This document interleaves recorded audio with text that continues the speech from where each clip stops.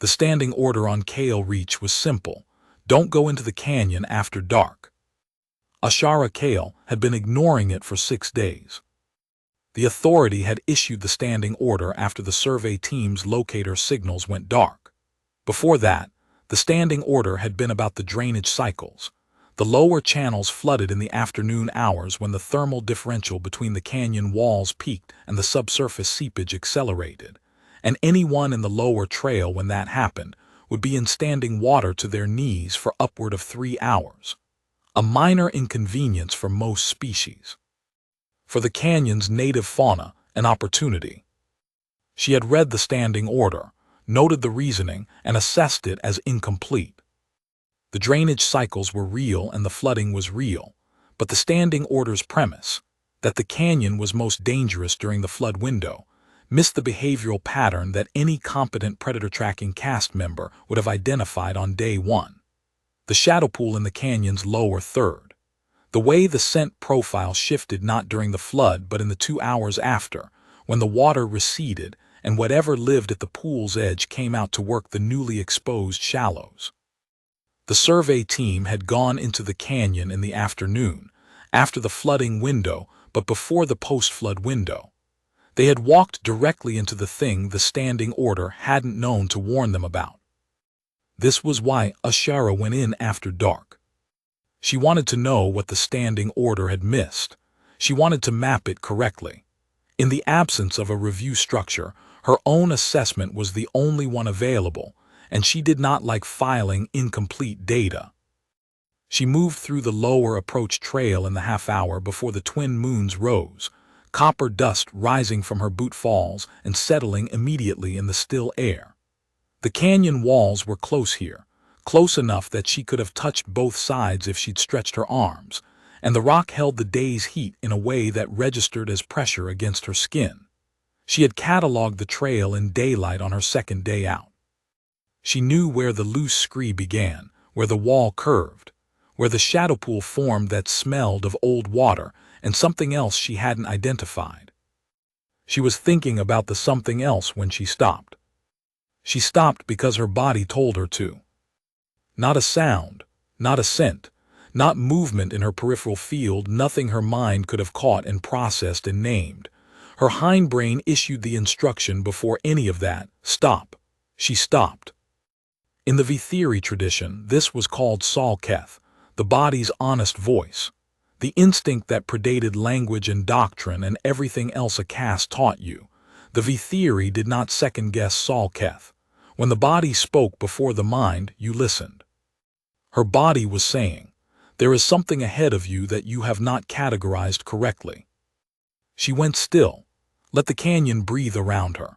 Let her senses spread outward in the way the pack elders had trained her at 11 years old, not reaching, not searching, just open. The sound she'd been ignoring resolved, soft, periodic, spaced with a patience that had no urgency in it. Bootfall, bipedal, one set, moving across the trail junction 40 yards up canyon, crossing her line rather than coming down it. She tracked it. The cadence was wrong for V-theory, too slow, no toe-strike economy, weight carried differently, center of mass lower than it should be for the stride length. Not a Drothe scout who moved in clusters and didn't bother with quiet. Not the canyon standard fauna, which didn't wear boots. The moons hadn't risen yet, the light was bad. But the sound kept moving, crossed the junction and stopped. Paused in a way that wasn't rest. It was the pause of something that had noticed the canyon change around it and was doing exactly what she was doing. Listening. Salketh registered again, sharper this time. Apex, it said. Ashara did not move. Her mind was already running the correction, human. The bipedal gait, the boot construction, the body mass distribution, human. Coalition frontier worker or local contractor, probably. Humans were low tier by every V-theory physiological matrix she'd been taught. No crests, no scent gland activation, no kill reflex speed, soft-bodied. They compensated with tools and numbers, and the kind of anxious cleverness that passed for intelligence in a species that couldn't survive alone. She had never felt Salketh fire for a human. Her hindbrain did not revise its assessment. Apex, it said again, with the flat certainty of something that had been watching longer than she had. She found him by sound, which was not how you found something that didn't want to be found.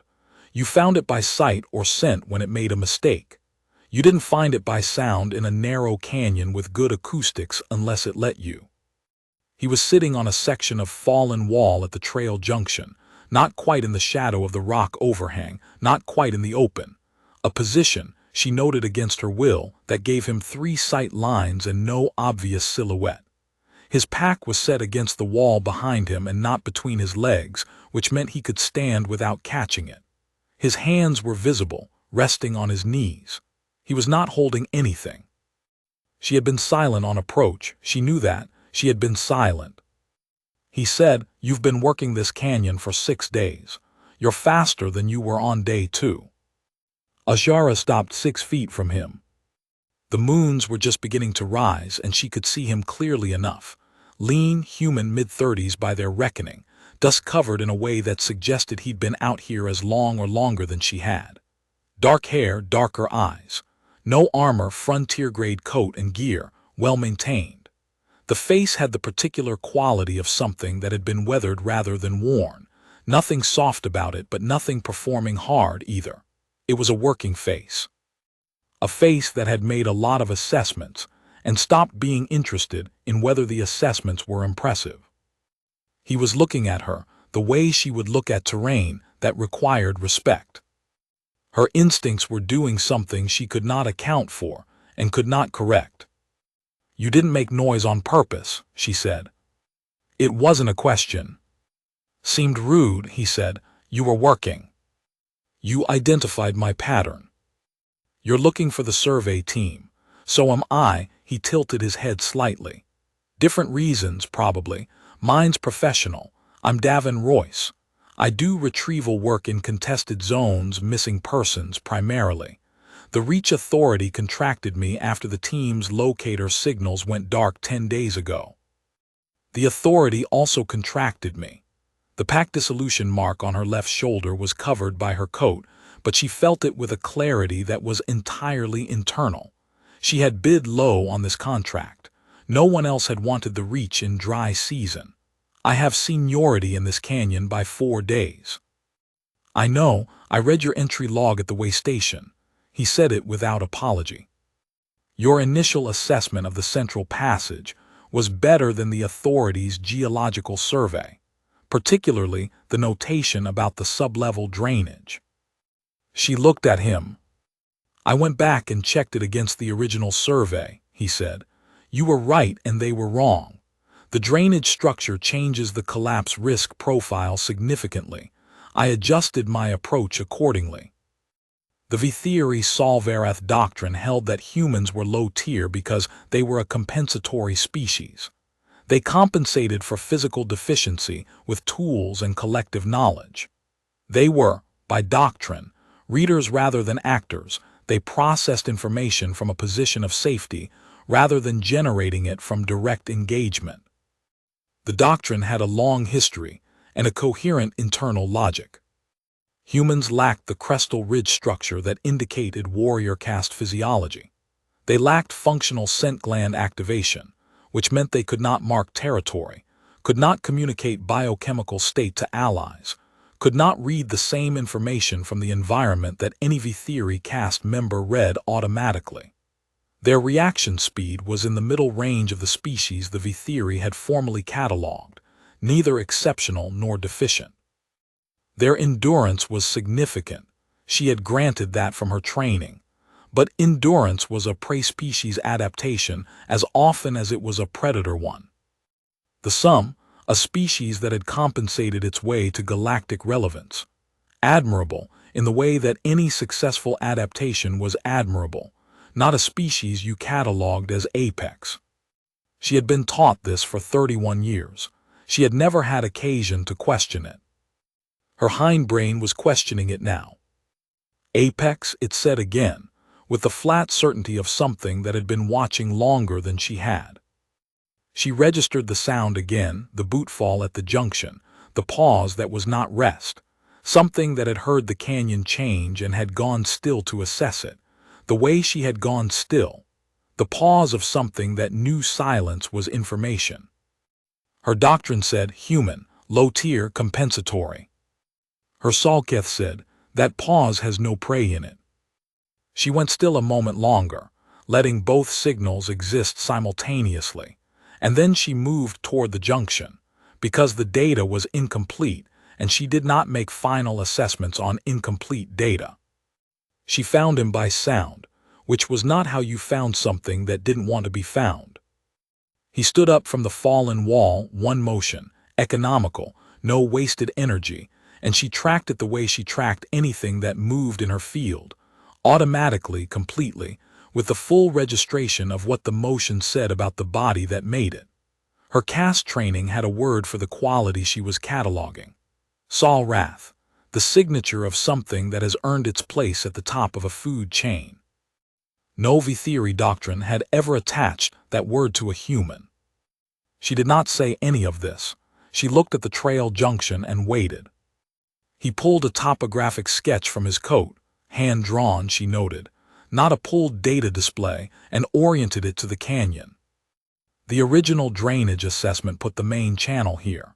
He indicated without touching the sketch, letting her read it. Your sublevel notation suggests the actual flow is 8 to 12 meters lower, which changes the structural support of the upper passage significantly. If the survey team went into the upper passage. The upper passage is unstable, she said. I have been trying to determine how far in. I found a piece of survey equipment at the junction mouth this afternoon. He folded the sketch and put it away. Fresh edge fracture on it. They dropped it running. Running from what? That's what I haven't been able to determine. He picked up his pack, the motion as economical as everything else, and slung it. There's something in the lower drainage that the geological survey didn't account for. The fauna register is wrong. I've been watching the scent pattern shift for 3 days and I can't match it to anything in the Reach database. Ashara looked at him. The something else, she said, at the shadow pool. He stopped, turned to look at her with the full attention of something recalibrating. You identified it, he said. I have not been able to classify it either. She had spent 2 days on that problem. The scent is partially familiar, Kareth Ridgecat, possibly, or a close relative, but the behavioral signature is wrong. Ridgecats do not create shadow pools. They don't. Something that hunts in water does. He was looking at her with an expression she could not immediately categorize, not surprise exactly, something closer to recognition. You track by scent and behavioral signature rather than visual. Yes. So do I, he said it simply, without performance. Visual in a canyon like this is noise. Everything casts shadows. She looked at him for a long moment. Her Salketh was not making noise now. It had settled into the particular quiet that came after a correct identification was confirmed. Apex, it had said, now it said same. They did not agree to work together. They began working together, which was not the same thing. He moved ahead on the upper trail where the sight lines were better, and his human visual acuity in low light, which was, she had learned, significantly better than V-theory doctrine credited, particularly at middle distance, could process the structural fracture patterns in the canyon walls. She moved the subtrail where the drainage scent was strongest, and her cast-trained pattern analysis was the faster tool. They checked each other's positions by sound without speaking. A small rock displaced to the right meant clear, continue. Silence past 40 seconds meant stop and wait. It was the communication protocol she had used with her pack. She had not had a pack in 14 months. She did not think about this. What she thought about was the shadow pool, which they reached in the canyon's 3rd hour, with both moons now high and the light sharp and pale against the canyon walls. The pool was not large, perhaps 4 meters across, fed by seepage from the drainage channel above, but the rock around it had been worked by something. Not carved. Pressed. Shallow depressions in the stone that didn't match natural erosion, spaced irregularly, radiating outward from the water's edge. Davin crouched at the nearest depression and examined it without touching it. "That's not a foot," he said quietly. "No. That's a pressure ridge, something heavy, laterally distributed." He studied the pattern. "It moves in the water and comes out sideways. Like an ambush predator that doesn't want to silhouette itself." "The survey team," she said, "if they came here in daylight, they wouldn't have read it. The depressions fill with dust in the light. I almost missed them." He stood, still reading the pool's edge. "It's not here now. The scent is old, I'd say 6 to 8 hours. "Agreed." She turned to read the upper approach. "The equipment you found at the junction mouth, what direction did the fracture edge face?" "Northeast, away from the canyon interior." "Then they ran out, not in." She felt the shape of it resolving. "They were at this pool when whatever this is came out. They ran north to the junction. They dropped equipment. One of them, or more, may have gone into the upper passage to get above it." "Upper passage is unstable." "Yes." They looked at each other. The moonlight was flat and clear between them. She could read his face without effort, not the anxious calculation of a species managing its deficiencies, but the focused stillness of something deciding. "The upper passage has 3 accessible entry points," she said. "I've mapped 2. I found the 3rd this afternoon." He pulled the sketch again and oriented it. "Here, low approach, partially obscured by debris fall. If they were running fast in low light, they might not have seen the debris and gone in anyway." She looked at the sketch. He had mapped the canyon approach in parallel with her, using different methods, and arrived at a geometry that completed the section she'd been unable to close. She felt the particular quality of recognition that came when 2 separate lines of evidence converged on the same point. "The 3rd entry is also the most stable," she said. "I know, that's why I didn't eliminate it." She looked at him again. He had the expression again, the one she'd been cataloging without naming. Not performance, not the social register humans used when they wanted to signal competence. This was something that happened before the social layer, underneath it, the equivalent of what she'd been trained to call Salketh, the body's honest assessment surfacing in the face before the mind could curate it. He was looking at her the way she looked at this canyon, with full attention and no agenda beyond understanding what he was seeing.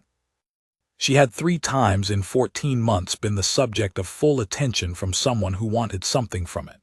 The pack elder who dissolved her unit had given her full attention at the hearing, reading her for weaknesses in her formal response. The coalition contractor who'd offered her work after the dissolution had given her full attention while calculating her reduced negotiating position. The authority clerk who'd issued this contract had given her full attention while making sure she understood the reduced rate. None of that was this. She turned back to the canyon. "3rd entry," she said. "We have 3 to 4 hours before the drainage cycle shifts and the pool refills. We should move." "Agreed." They were 40 meters from the 3rd entry when the pool moved. It was not a sound she had heard before. Not the ambient fauna of the canyon, not the drainage, not anything her catalog contained. It was a displacement, the particular whetstone sound of something large shifting its weight from a submerged position to a vertical one, and it was too fast, and it was between them and the entry, and it was not. She realized with the sharp clarity of a predator recognizing another predator, waiting. She stopped. Davin stopped. She did not need to communicate this to him. He had already processed the sound and arrived at the same assessment she had. She could tell from the quality of his stillness. Controlled, not frozen, the stillness of something deciding rather than something afraid. The canyon in the section between them and the entry was 20 meters wide and well lit by both moons now. She could see the trail surface, the debris line at the wall's base, the scattered rock at the entry mouth. She could not see the thing from the pool. "It's using the shadows at the base of the left wall," Davin said quietly. His voice had no fear in it. It had the flat operational register of something reporting an observed fact. "I can see the displacement in the dust." She looked. She could see it now. The way the moonshadow at the base of the left wall was not quite right, a density that wasn't rock, a shape that shifted microscopically in a way that rock did not shift. "It is laterally spread," she said. "Low-profile approach. It is waiting for movement on the trail. If we move toward the entry, we give it the movement it wants." "Yes." "If we hold position, we give the survey team more time in the passage." "Also yes." She assessed the distances. The thing at the wall was approximately 12 meters from the entry. She and Davin were approximately 8 meters from the thing. The entry mouth was therefore 20 meters from their current position. The trail was open. The walls were climbable in this section. She had cataloged them in daylight. But only with a run-up she would not have time to complete if the thing moved first. "The pool," she said. "How large did you estimate?" 4 meters across, roughly 2 deep in the center. Why? "It needs water to regulate. Extended time outside the pool in the current temperature range would cause physiological stress." She was calculating. "It has been in this position for some time. The dust displacement suggests it came out shortly after we approached the pool. So it's been here at least 20 minutes. Yes, it is not comfortable." She paused. "It is also not moving. Which means it is an ambush predator that has committed to its position and will not break cover voluntarily. To break cover would be to abandon the strategic advantage. Unless something else takes the trail." "Unless something else takes the trail," she agreed. He was quiet for a moment. She could feel him running the same calculation she was running. "If something came down the approach trail behind us," he said, "and moved past us toward the entry, something it could not identify as prey, moving at pace, making noise, it would have to reassess." She looked at him. "You're suggesting we use the something else." "I'm suggesting we observe what it does when a new variable enters the space. If it breaks cover to pursue, we have a target and a known vector. If it holds position, we have confirmed it's committed to the ambush, which tells us the window for movement is while it's watching the new variable." She processed this. "You are proposing to draw it." "Only if you have a better option." She did not have a better option. She had the same option, arrived at the same way. She looked at the shadows at the base of the wall. 20 meters, 12 to the thing, 8 more to the entry. If it moved toward a sound from the upper approach, something falling, a disturbance that registered as prey in motion, it would have to turn. A lateral spread ambush predator turning from a committed position would expose its profile for approximately 2 seconds. 2 seconds was enough. "There is rock debris at the upper junction," she said. "Sufficient volume for a convincing displacement sound, if dropped from elevation." "I saw it.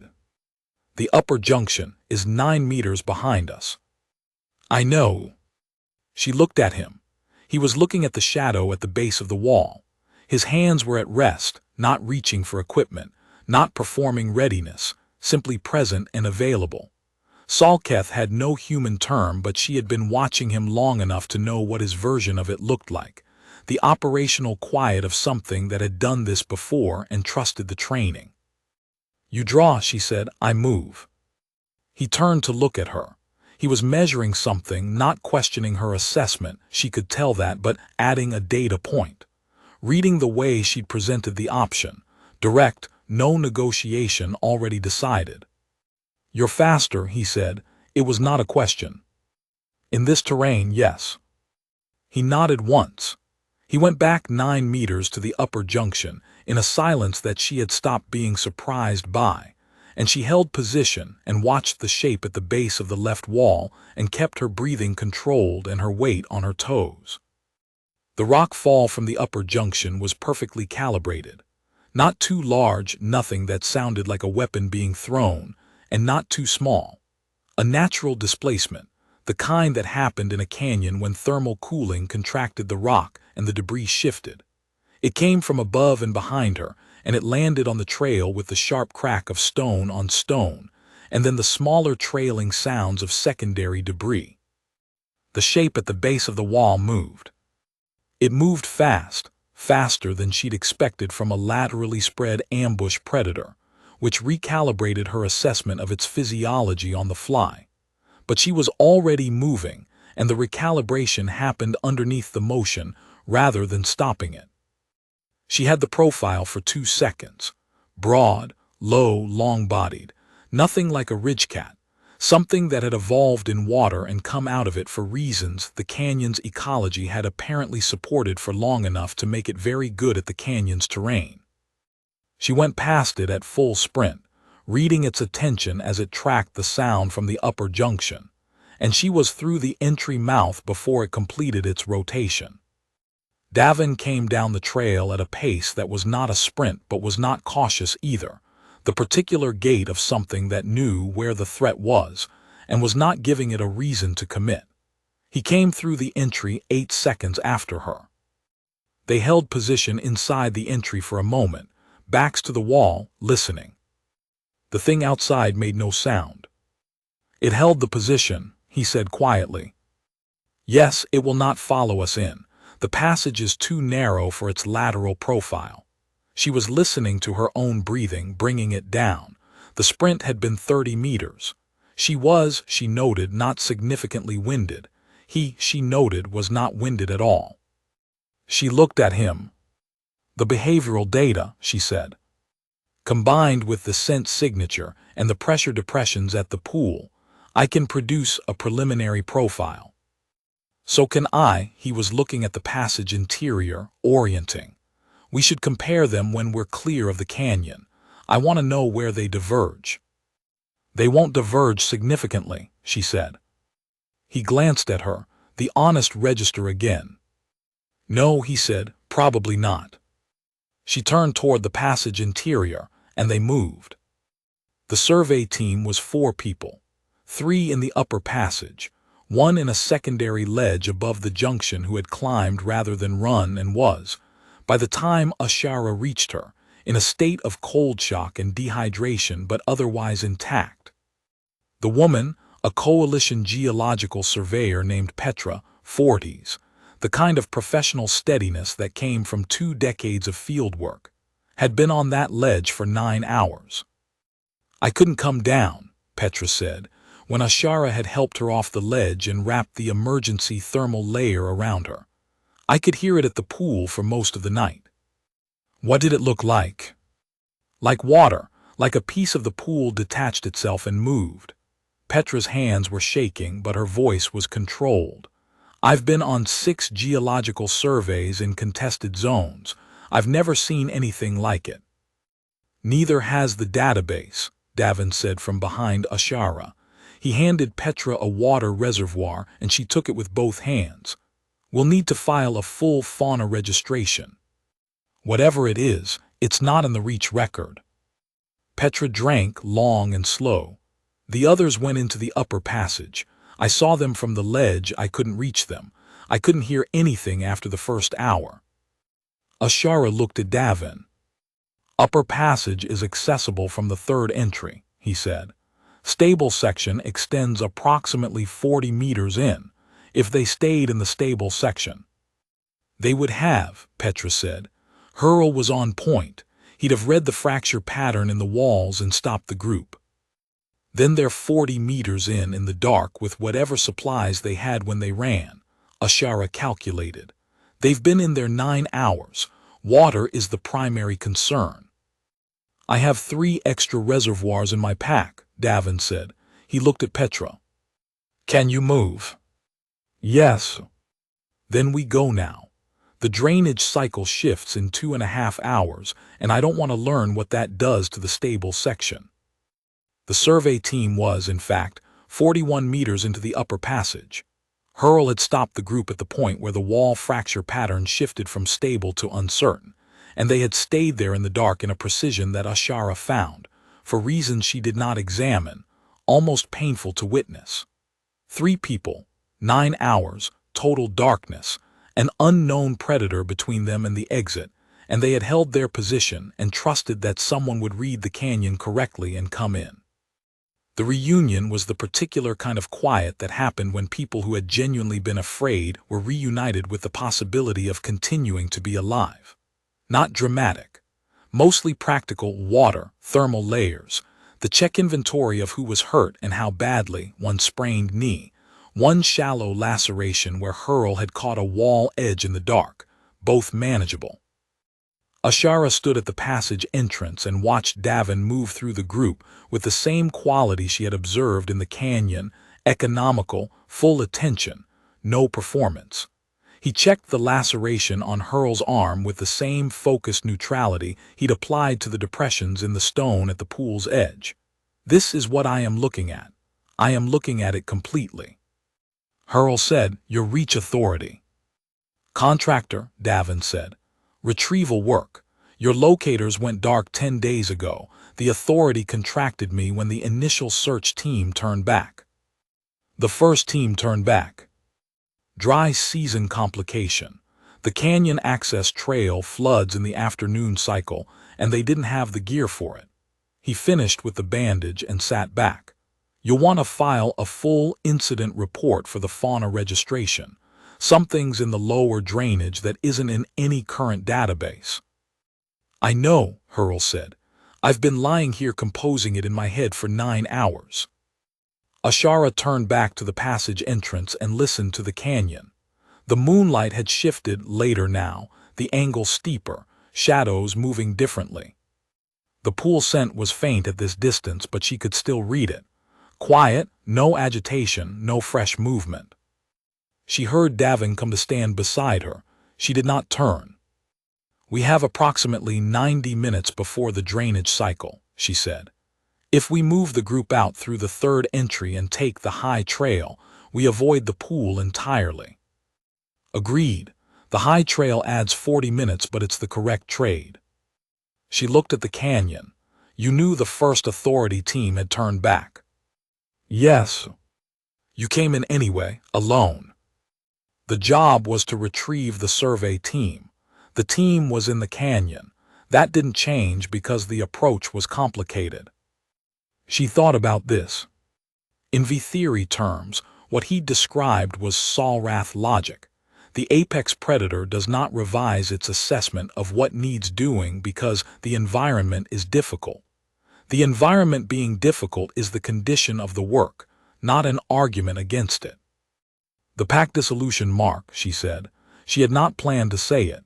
It came out of the same place as Salketh before she could curate it. She heard him, in her peripheral field, look at her. "The contract rate was low," she said. "No one else filed for the reach in dry season.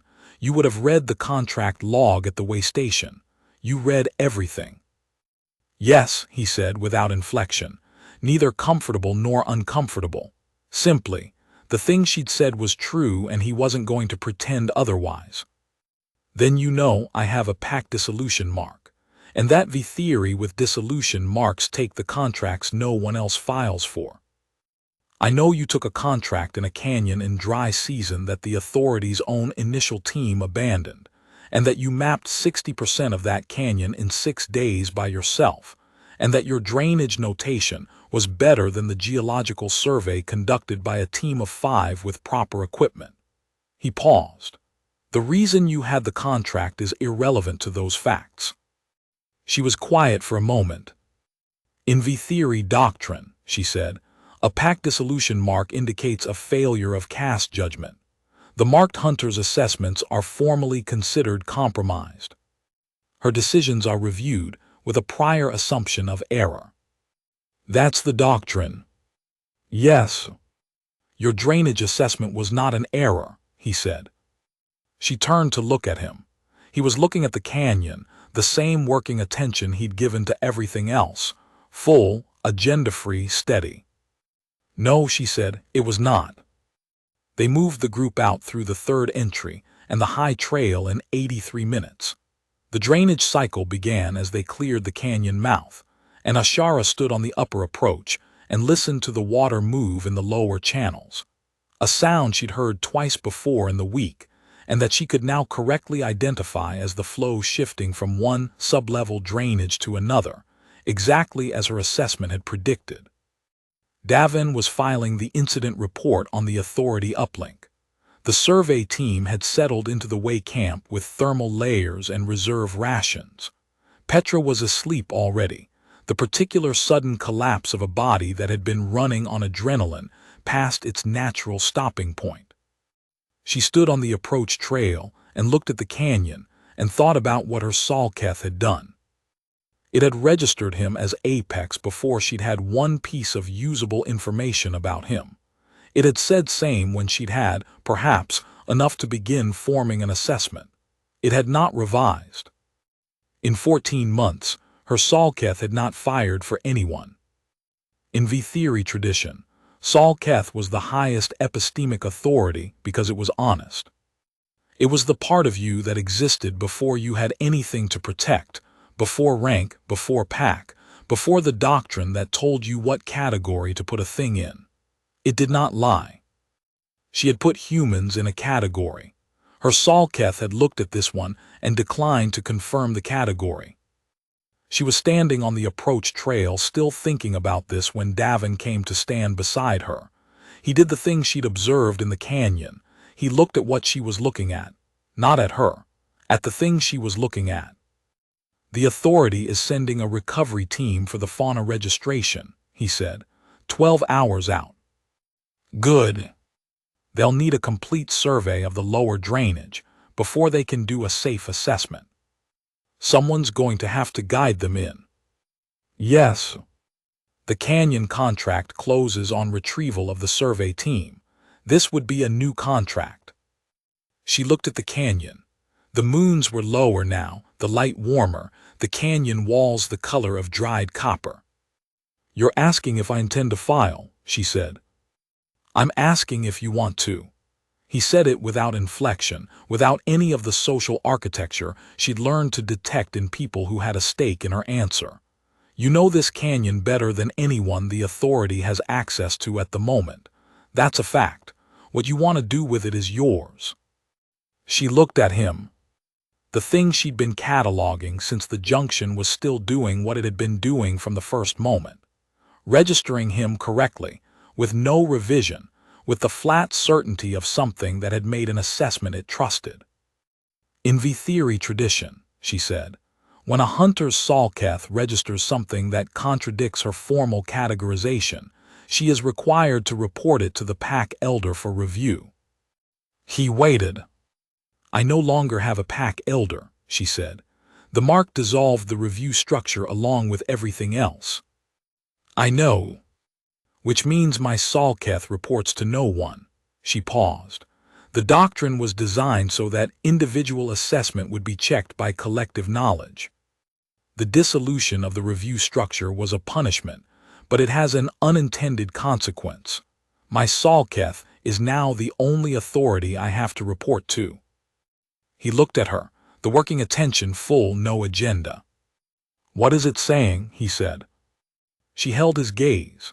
This was the most honest thing she had ever said to anyone she'd known for less than 8 hours, and the honesty was not a risk because Salketh did not have a social layer to navigate around. It said Apex the first time I heard you move, she said. It said same when I understood how you'd read the drainage. It has not revised.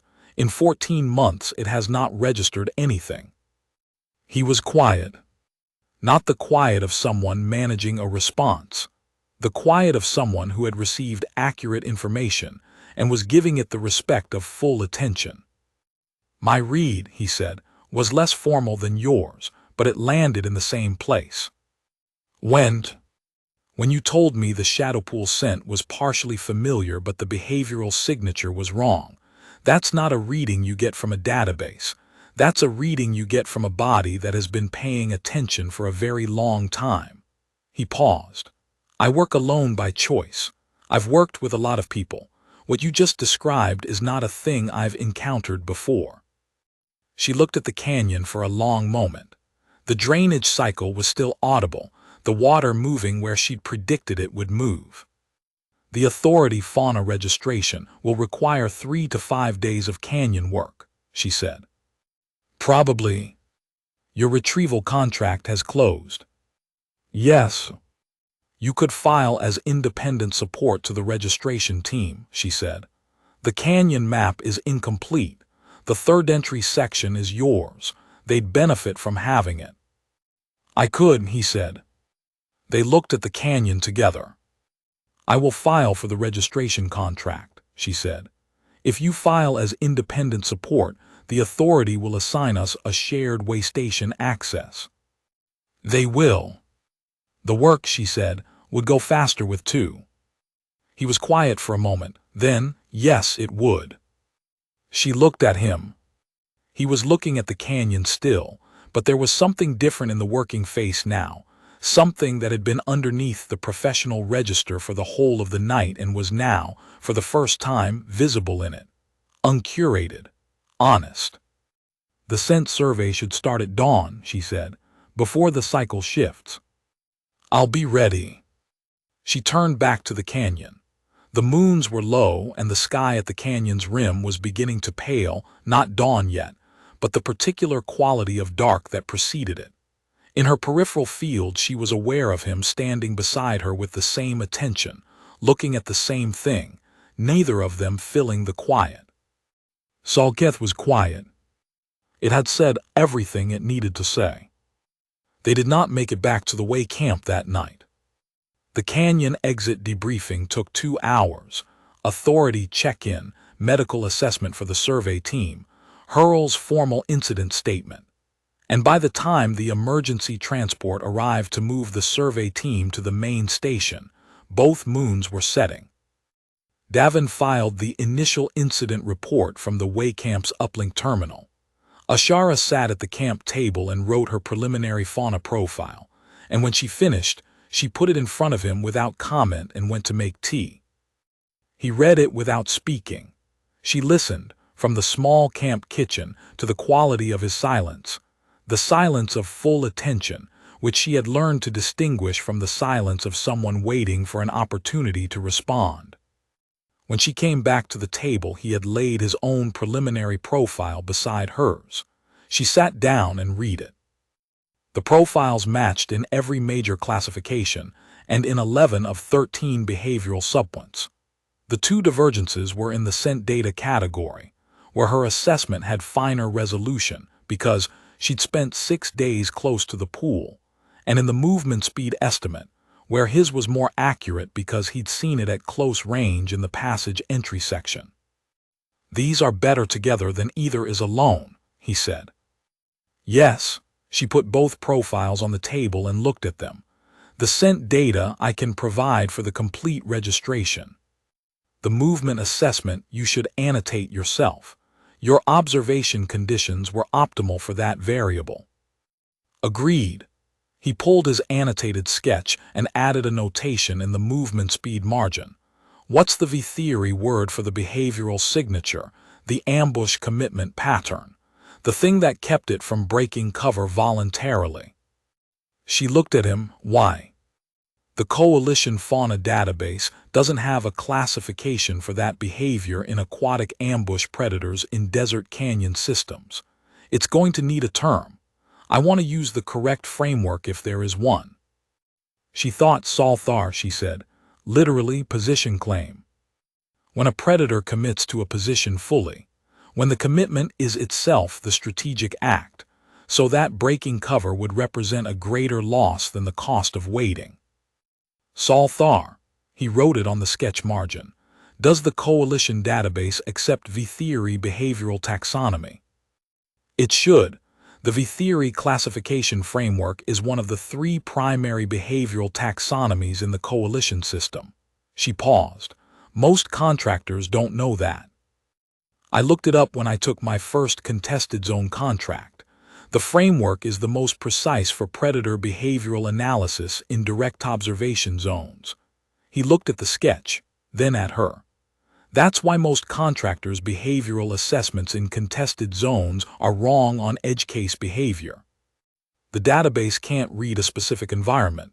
Only someone in it can. She looked at her tea. The pack dissolution hearing, she said. My unit challenged the kill classification because we had direct behavioral data from 3 days of observation in that territory. The Elder's counter was that the database classification superseded field observation unless the field data could be submitted in a format the Coalition Review Board accepted. She paused. The Coalition Review format requires a 5-member confirmation panel for field behavioral data. My pack had 3 members. He looked at her. The data was correct, she said. The structure that would have allowed it to be heard required more members than we had. He was quiet for a moment. That's why the dissolution held. Not because the data was wrong. The data was never wrong. She said it without anger, because anger was a distortion and the fact didn't require it. The structure was used to disqualify a correct assessment. That is what I have known for 14 months. He looked at the profiles on the table, hers and his, laid side by side, correct together in a way that neither was alone. The registration data, he said, will cross-reference against the original survey. Yes. And the original survey error will be in the formal record. Yes. He held her gaze. He did not say, I'm sorry this happened to you. He said, in the same working register he'd used for everything else. Then the registration survey matters beyond the fauna record. Yes, she said, it does. They were quiet. Outside, the canyon was dark and the stars at the rim were very bright, and the drainage was making its sub-level sounds, exactly where her assessment had predicted. Get some sleep, he said. The scent survey starts at dawn. She looked at him, at the profiles on the table, at the annotation in the margin in his handwriting.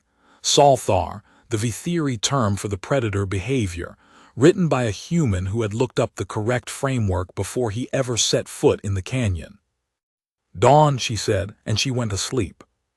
The fauna registration took 4 days. On the first day, they mapped the lower drainage and identified the predator's territory markers, a species that didn't have a coalition database entry, and that the registration team's lead biologist, a Drothi named Orcs who had been doing this work for 20 years, said she'd never seen anything like. Ashara's behavioral signature analysis matched Orcs' physiological assessment in every category. Davin's topographic sketch was the most accurate canyon map anyone had produced of the Reach's interior section in recorded history. Orcs said, at the end of the second day, while the 3 of them were reviewing the consolidated survey data at the Waycamp table, in 20 years, I have never had 2 independent field assessors whose methodologies produced complementary data at this level of resolution. Usually there is significant redundancy, or there are contradictions I have to resolve. Your data sets fit together like they were produced by one assessor. Davin looked at Ashara across the table. We noted the same thing, she said. Orcs looked between them with the particular expressiveness of a Drothi elder who had seen everything and was choosing, for reasons of professional courtesy, not to comment further. She turned back to the data.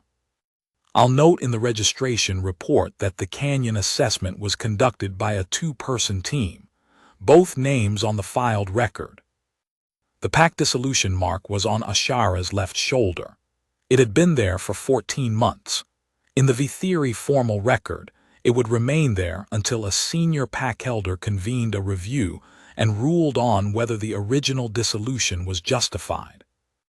The registration data, she said carefully, will be filed through the Coalition scientific record.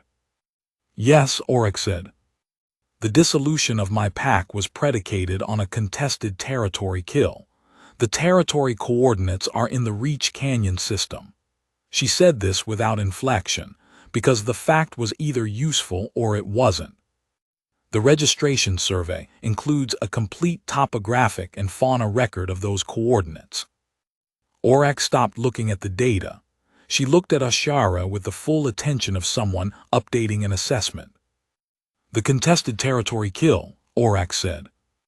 "The pack elder who dissolved my unit ruled that we had crossed a protected zone boundary. The original survey of that boundary was conducted by the same geological team whose drainage assessment I identified as incorrect."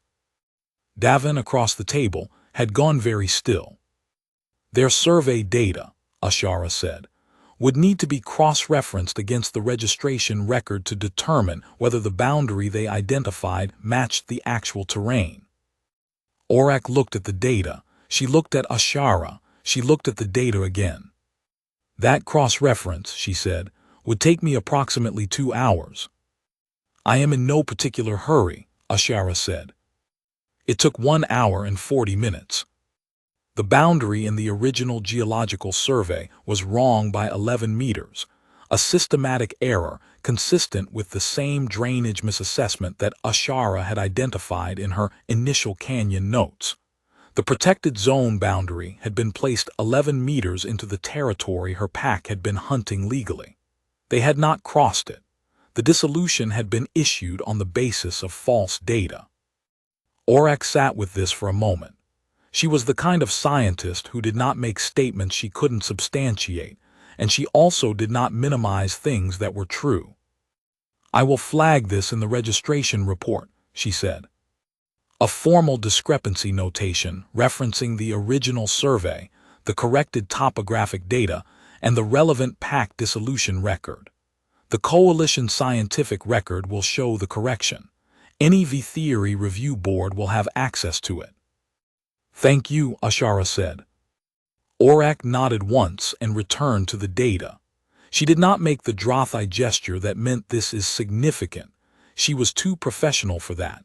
But Ashara had been around Drothi fieldwork professionals enough to know that the gesture was happening in Orcs' mind. Davin was looking at her across the table. She looked back. She had not told him about the contested kill or the dissolution grounds. She had told him only that the mark existed. He had not asked for more than she'd offered, and he had not offered anything except accurate information. "The original notation," he said, "on the drainage, day 2. "Yes. That's why you were precise about it." "I knew the error existed. I did not know whether the registration survey would cover those coordinates. When I saw your sketch and understood you had mapped the 3rd entry section, I understood it might." He was quiet for a moment. "You didn't say anything." "I did not know whether it would be relevant." "It was relevant." "Yes," she paused, "it is relevant now." He held her gaze.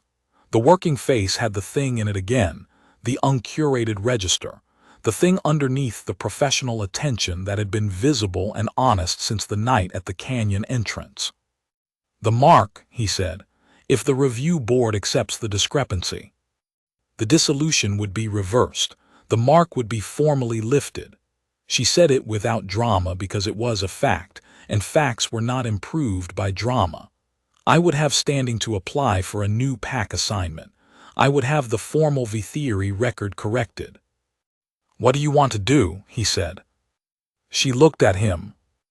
It was the 3rd time he had asked her what she wanted. The first had been at the canyon entrance. "Do you intend to file? What do you want to do with it?"